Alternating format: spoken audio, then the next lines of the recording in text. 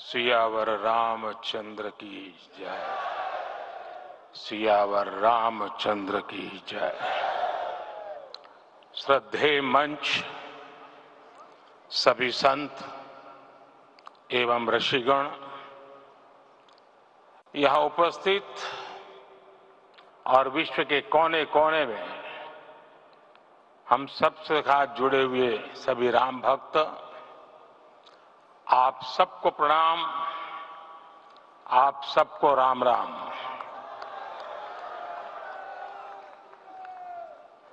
आज हमारे राम आ गए हैं।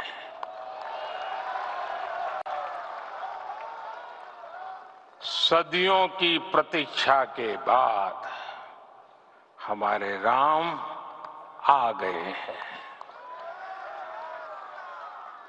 सदियों का अभूतपूर्व धैर्य, अनगिनत बलिदान, त्याग और तपस्या के बाद हमारे प्रभु राम आ गए हैं। इस शुभ घड़ी की आप सभी को, समस्त देशवासियों को बहुत बहुत बधाई। मैं अभी गर्भगृह में ईश्वरीय चेतना का साक्षी बनकर आपके सामने उपस्थित हुआ हूं। कितना कुछ कहने को है, लेकिन कंठ अवरुद्ध है। मेरा शरीर अभी भी स्पंदित है, चित्त अभी भी उस पल में लीन है।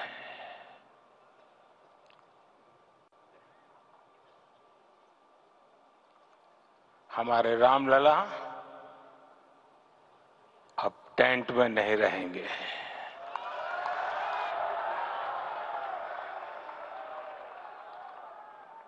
हमारे रामलला अब इस दिव्य मंदिर में रहेंगे। मेरा पक्का विश्वास है, अपार श्रद्धा है कि जो घटित हुआ है, इसकी अनुभूति देश के, विश्व के कोने कोने में राम भक्तों को हो रही होगी। ये क्षण अलौकिक है, ये पल पवित्रतम है। ये माहौल, ये वातावरण, ये ऊर्जा, ये घड़ी प्रभु श्री राम का हम सब पर आशीर्वाद है। 22 जनवरी 2024 का ये सूरज एक अद्भुत आभा लेकर आया है। 22 जनवरी 2024 ये कैलेंडर पर लिखी एक तारीख नहीं, ये एक नए काल चक्र का उद्गम है।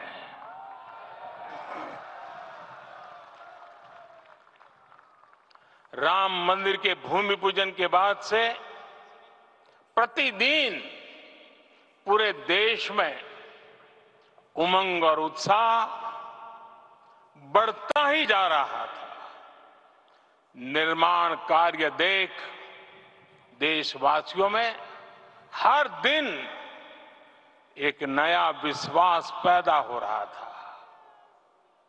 आज हमें सदियों के उस धैर्य की धरोहर मिली है। आज हमें श्री राम का मंदिर मिला है।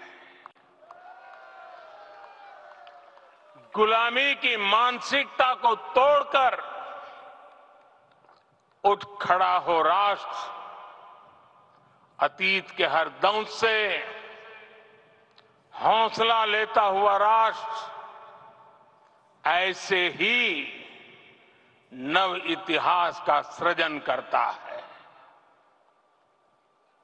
आज से 1000 साल बाद भी लोग आज की इस तारीख की, आज के इस पल की चर्चा करेंगे। और ये कितनी बड़ी राम कृपा है कि हम सब इस पल को जी रहे हैं, इसे साक्षात घटित होते देख रहे हैं। आज दिन, दिशाएं, दिगंत सब दिव्यता से परिपूर्ण है। ये समय सामान्य समय नहीं है। ये काल के चक्र पर सर्वकालिक शाही से अंकित हो रही अमिट स्मृति रेखाएं हैं। साथियों, हम सब जानते हैं कि जहां राम का काम होता है, वहां पवन पुत्र हनुमान अवश्य विराजमान होते हैं। इसलिए मैं राम भक्त हनुमान और हनुमान गढ़ी को भी प्रणाम करता हूं। मैं माता जानकी, लक्ष्मण जी, भरत, शत्रुघ्न सबको नमन करता हूं। मैं पावन अयोध्यापुरी और पावन सरयू को भी प्रणाम करता हूं। मैं इस पल दैवीय अनुभव कर रहा हूं कि जिनके आशीर्वाद से ये महान कार्य पूरा हुआ है। वे दिव्य आत्माएं, वे दैवीय विभूतियां भी इस समय हमारे आसपास उपस्थित है। मैं इनसे भी दिव्य चेतनाओं को भी कृतज्ञता पूर्वक नमन करता हूं। मैं आज प्रभु श्री राम से क्षमा याचना भी करता हूं। हमारे पुरुषार्थ, हमारे त्याग, तपस्या में कुछ तो कमी रह गई होगी कि हम इतनी सदियों तक ये कार्य कर नहीं पाए। आज वो कमी पूरी हुई है।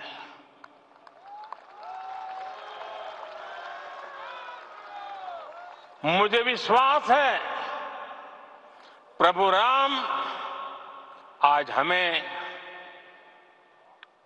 अवश्य क्षमा करेंगे। मेरे प्यारे देशवासियों, त्रेता में राम आगमन पर पूज्य संत तुलसीदास जी ने लिखा है, प्रभु बिलोकी हर से पुरबासी, जनित वियोग विपत्ति समनासी। अर्थात प्रभु का आगमन देकर ही सब अयोध्यावासी, समग्र देशवासी हर्ष से भर गए। लंबे वियोग से जो आपत्ति आई थी, उसका अंत हो गया। उस कालखंड में तो वो वियोग केवल 14 वर्षों का था, तब भी इतना असह्य था।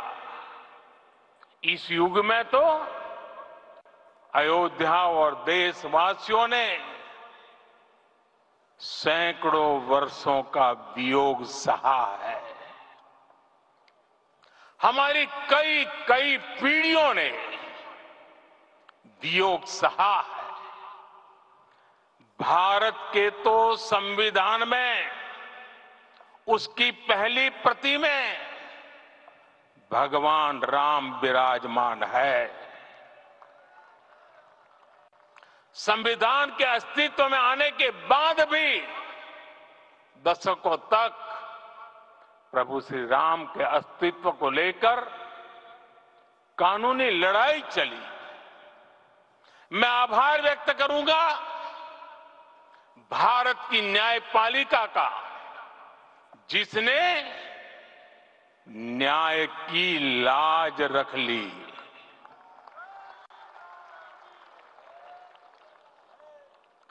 न्याय के पर्याय प्रभु राम का मंदिर भी न्यायबद्ध तरीके से ही बना। साथियों, आज गांव-गांव में एक साथ कीर्तन संकीर्तन हो रहे हैं। आज मंदिरों में उत्सव हो रहे हैं, स्वच्छता अभियान चलाए जा रहे हैं। पूरा देश आज दीपावली मना रहा है। आज शाम घर घर राम ज्योति प्रज्वलित करने की तैयारी है। कल मैं श्री राम के आशीर्वाद से धनुषकोडी में राम सेतु के आरंभ बिंदु अरिचल मुनाई पर था। जिस घड़ी प्रभु राम समुद्र पार करने निकले थे, वो एक पल था जिसने काल चक्र को बदला था।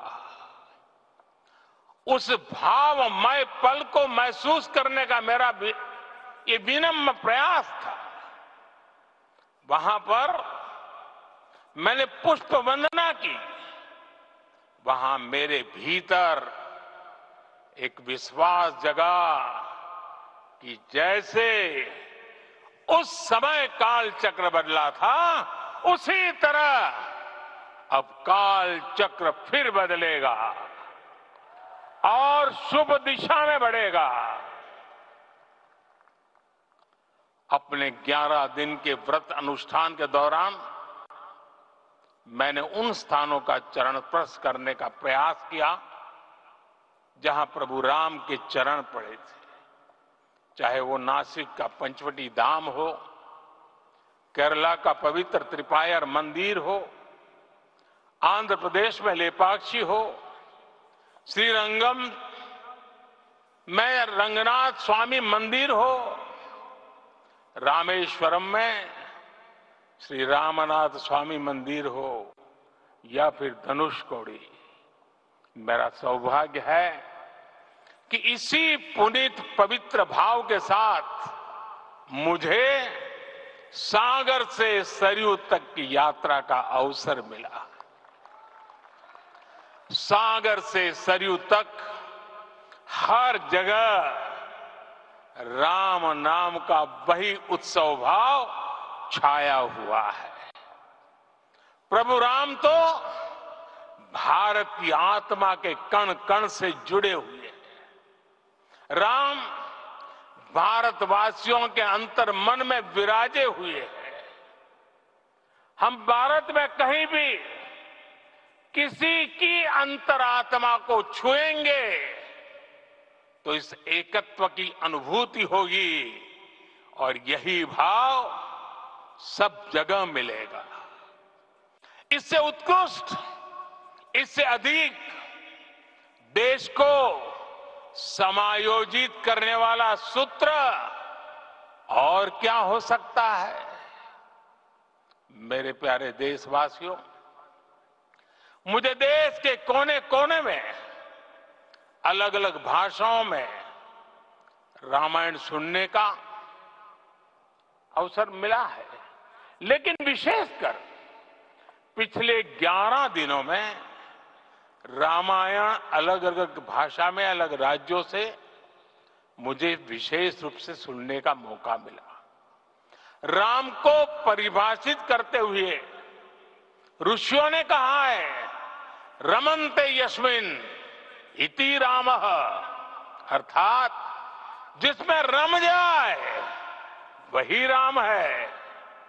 राम लोक की स्मृतियों में, पर्वत से लेकर परंपराओं में सर्वत्र समाये हुए हैं। हर युग में लोगों ने राम को जिया है। हर युग में लोगों ने अपने अपने शब्दों में अपनी अपनी तरह से राम को अभिव्यक्त किया है और ये राम रस जीवन प्रवाह की तरह निरंतर बहता रहता है। प्राचीन काल से भारत के हर कोने के लोग राम रस का आचमन करते रहे हैं। राम कथा असीम है और रामायण भी अनंत है। राम के आदर्श, राम के मूल्य, राम की शिक्षाएं सब जगह एक समान है। प्रिय देशवासियों, आज इस ऐतिहासिक समय में देश उन व्यक्तित्वों को भी याद कर रहा है जिनके कार्य और समर्पण की वजह से आज हम ये शुभ दिन देख रहे हैं। राम के इस काम में कितने ही लोगों ने त्याग और तपस्या की पराकाष्ठा करके दिखाई है। उन अनगिनत राम भक्तों के, उन अनगिनत कार सेवकों के और उन अनगिनत संत महात्माओं के हम सब ऋणी हैं। साथियों, आज का ये अवसर उत्सवता का क्षण तो है ही, लेकिन इसके साथ ही यह क्षण भारतीय समाज की परिपक्वता के बोध का भी क्षण है। हमारे लिए ये अवसर सिर्फ विजय का नहीं, विनय का भी है। दुनिया का इतिहास साक्षी है कि कई राष्ट्र अपने ही इतिहास में उलझ जाते हैं। ऐसे देशों ने जब भी अपने इतिहास की उलझी हुई गांठों को खोलने का प्रयास किया, उन्हें सफलता पाने में बहुत कठिनाई आई, बल्कि कई बार तो पहले से ज्यादा मुश्किल परिस्थितियां बन गई। लेकिन हमारे देश ने इतिहास की इस गांठ को जिस गंभीरता और भावुकता के साथ खोला है, वो ये बताती है कि हमारा भविष्य हमारे अतीत से बहुत सुंदर होने जा रहा है। वो भी एक समय था जब कुछ लोग कहते थे कि राम मंदिर बना तो आग लग जाएगी। ऐसे लोग भारत के सामाजिक भाव की पवित्रता को नहीं जान पाए। रामलला के इस मंदिर का निर्माण भारतीय समाज के शांति, धैर्य, आपसी सद्भाव और समन्वय का भी प्रतीक है। हम देख रहे हैं ये निर्माण किसी आग को नहीं, बल्कि ऊर्जा को जन्म दे रहा है। राम मंदिर समाज के हर वर्ग को एक उज्जवल भविष्य के पथ पर बढ़ने की प्रेरणा लेकर आया है। मैं आज उन लोगों से आह्वान करूंगा, आइए आप महसूस कीजिए, अपनी सोच पर पुनर्विचार कीजिए। राम आग नहीं है, राम ऊर्जा है। राम विवाद नहीं, राम समाधान है। राम सिर्फ हमारे नहीं है, राम तो सबके हैं। राम वर्तमान नहीं, सिर्फ वर्तमान ही नहीं, राम अनंत काल है। साथियों, आज जिस तरह राम मंदिर प्राण प्रतिष्ठा के इस आयोजन से पूरा विश्व जुड़ा हुआ है, उसमें राम की सर्वव्यापकता के दर्शन हो रहे हैं। जैसा उत्सव भारत में है, वैसा ही अनेक देशों में है। आज अयोध्या का यह उत्सव रामायण की उन वैश्विक परंपराओं का भी उत्सव बना है। रामलला की ये प्रतिष्ठा वसुधैव कुटुंबकम के विचार की भी प्रतिष्ठा है।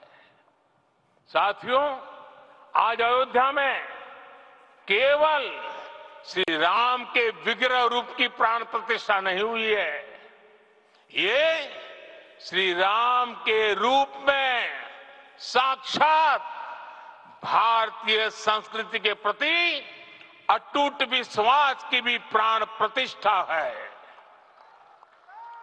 ये साक्षात मानवीय मूल्यों और सर्वोच्च आदर्शों की भी प्राण प्रतिष्ठा है। इन मूल्यों की, इन आदर्शों की आवश्यकता आज संपूर्ण विश्व को है। सर्वे भवन्तु सुखिनः, ये संकल्प हम सदियों से दोहराते आए हैं। आज उसी संकल्प को राम मंदिर के रूप में साक्षात आकार मिला है। ये मंदिर मात्र एक देव मंदिर नहीं है, ये भारत की दृष्टि का, भारत के दर्शन का, भारत के दिग्दर्शन का मंदिर है। ये राम के रूप में राष्ट्र चेतना का मंदिर है। राम भारत की आस्था है, राम भारत का आधार है, राम भारत का विचार है, राम भारत का विधान है, राम भारत की चेतना है, राम भारत का चिंतन है, राम भारत की प्रतिष्ठा है, राम भारत का प्रताप है, राम प्रवाह है, राम प्रभाव है, राम नेति भी है, राम नीति भी है, राम नित्यता भी है, राम निरंतरता भी है, राम विभु है, विशद है, राम व्यापक है, विश्व है, विश्वात्मा है। और इसलिए जब राम की प्रतिष्ठा होती है तो उसका प्रभाव वर्षों या शताब्दियों तक ही नहीं होता, उसका प्रभाव हजारों वर्षों के लिए होता है। महर्षि वाल्मीकि ने कहा है, राज्यम 10 सहस्त्राणि प्राप्य वर्षाणि राघव, अर्थात राम 10,000 वर्षों के लिए राज्य पर प्रतिष्ठित हुए, यानी हजारों वर्षों के लिए राम राज्य स्थापित हुआ। जब त्रेता में राम आए थे तब हजारों वर्षों के लिए राम राज्य की स्थापना हुई थी। हजारों वर्षों तक राम विश्व पथ प्रदर्शन करते रहे थे।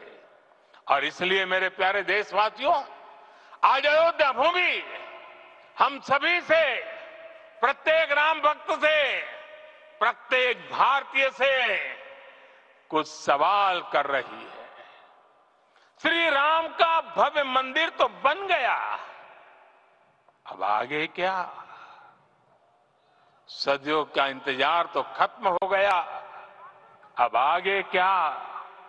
आज के इस अवसर पर जो दैवीय आत्माएं हमें आशीर्वाद देने के लिए उपस्थित हुई हैं, हमें देख रही हैं, उन्हें क्या हम ऐसे ही विदा करेंगे? नहीं, कदापि नहीं। आज मैं पूरे पवित्र मन से महसूस कर रहा हूं कि काल चक्र बदल रहा है। ये सुखद संयोग है कि हमारी पीढ़ी को एक कालजयी पथ के शिल्पकार के रूप में चुना गया है। 1000 वर्ष बाद की पीढ़ी राष्ट्र निर्माण के हमारे आज के कार्यों को याद करेगी। इसलिए मैं कहता हूं, यही समय है, सही समय है। हमें आज से, इस पवित्र समय से अगले 1000 साल के भारत की नींव रखनी है। मंदिर निर्माण से आगे बढ़कर अब हमें सभी देशवासी यही इस पल से समर्थ, सक्षम, भव्य, दिव्य भारत के निर्माण की सौगंध लेते हैं।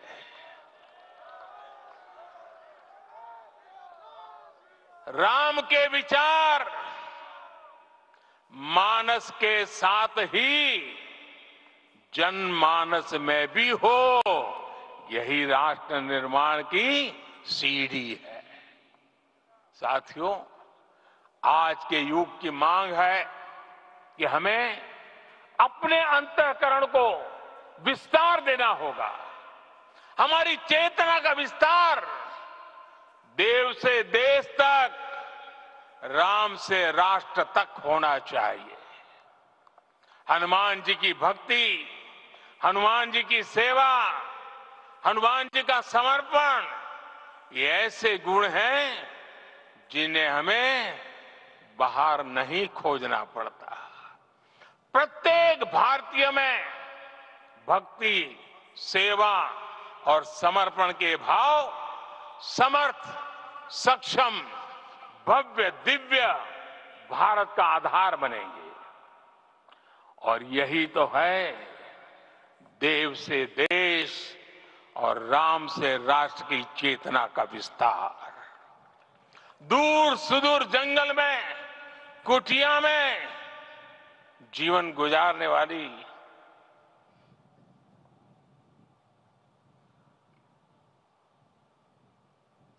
मेरी आदिवासी मां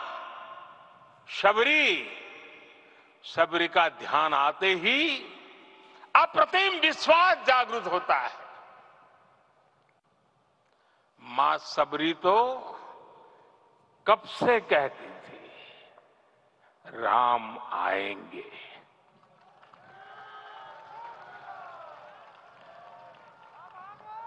प्रत्येक भारतीय में जन्मा यही विश्वास समर्थ, सक्षम, भव्य भारत का आधार बनेगा।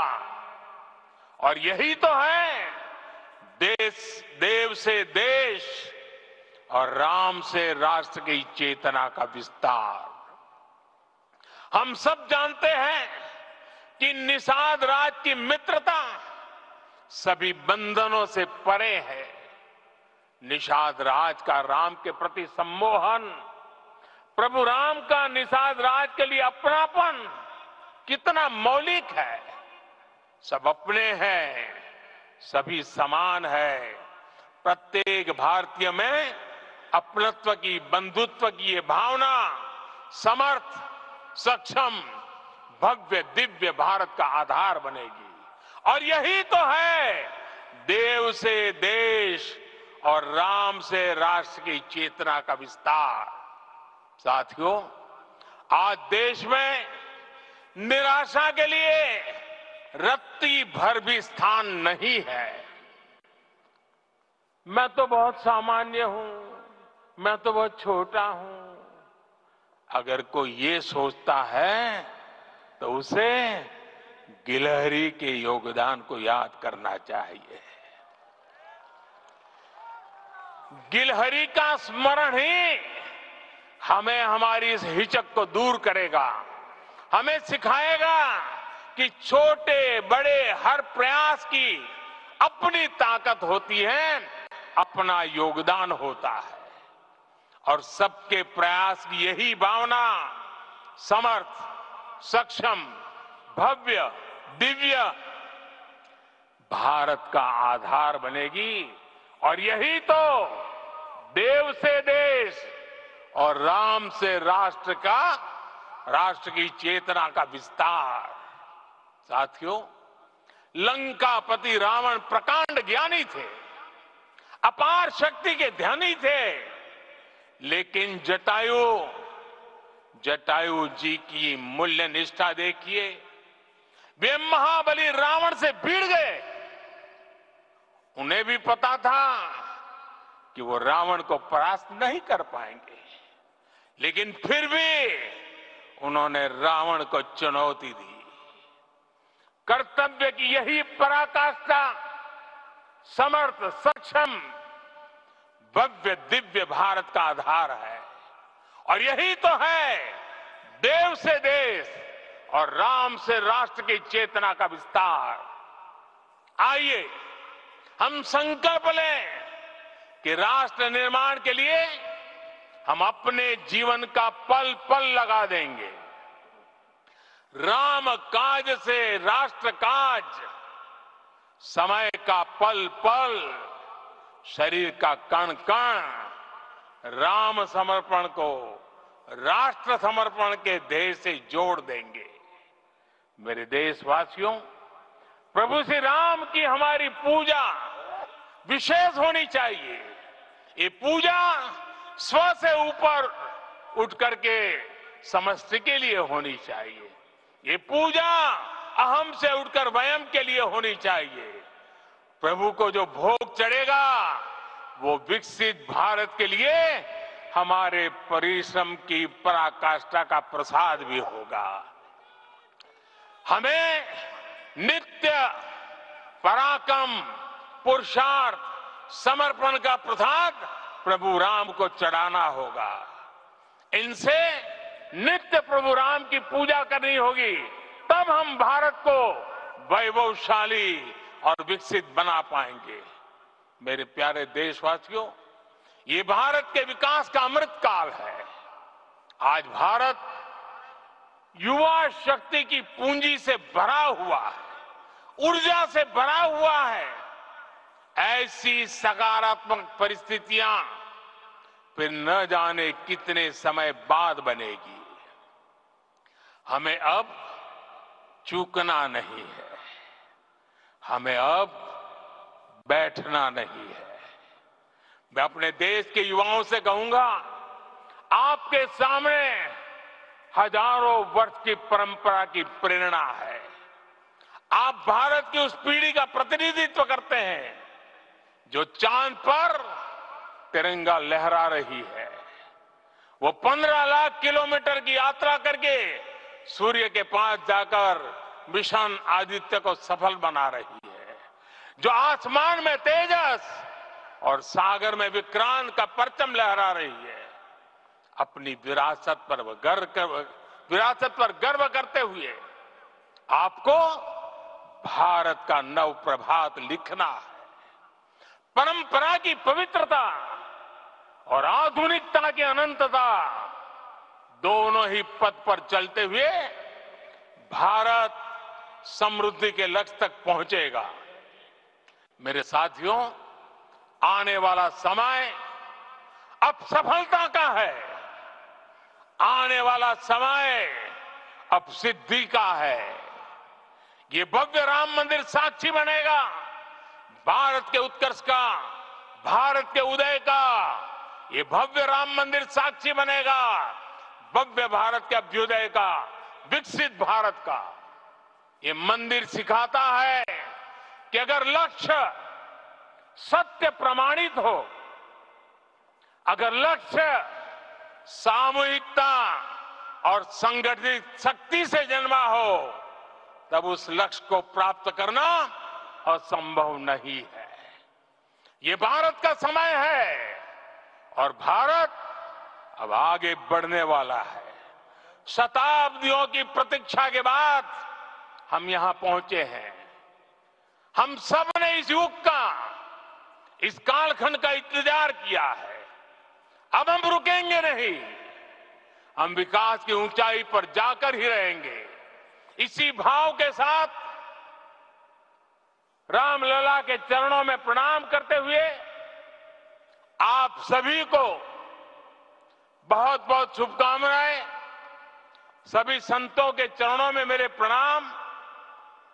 सियावर रामचंद्र की, सियावर रामचंद्र की, सियावर रामचंद्र की।